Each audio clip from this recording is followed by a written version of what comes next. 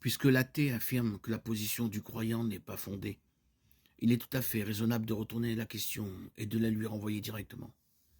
La première chose à comprendre est que l'affirmation de l'athée, pas de Dieu, ce que signifie athée, est une position intenable d'un point de vue philosophique. Comme le dit le juriste et philosophe Mortimer Adler, une proposition existentielle affirmative peut être prouvée, mais une proposition existentielle négative, une proposition qui nie l'existence de quelque chose, ne peut pas être prouvée.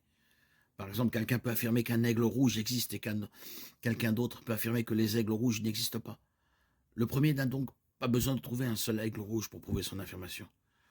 Mais le second doit parcourir l'univers entier et être littéralement partout en même temps pour s'assurer qu'il n'a pas manqué un aigle rouge quelque part et à un moment donné.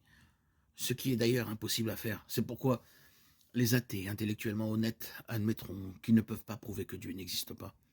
Ensuite, il est important de comprendre la question qui entoure la gravité des affirmations de vérité qui sont faites et la quantité de preuves nécessaires pour justifier certaines conclusions.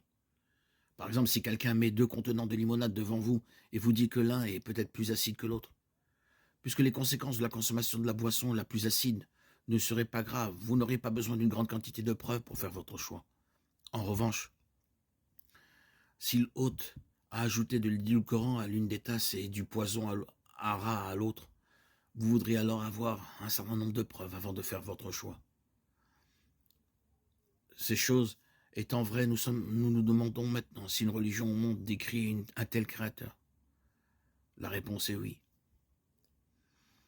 Le Dieu de la Bible correspond parfaitement à ce profil. Il est surnaturel, puissant, éternel, omniprésent, intemporel, immuable, personnel, nécessaire, infini, singulier, divers, unifié et intelligent, déterminé et attentionné.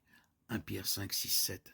Humiliez-vous donc sous la puissante main de Dieu, afin qu'il vous élève au temps convenable. Déchargez-vous sur lui de tous vos soucis, car lui-même prend soin de vous.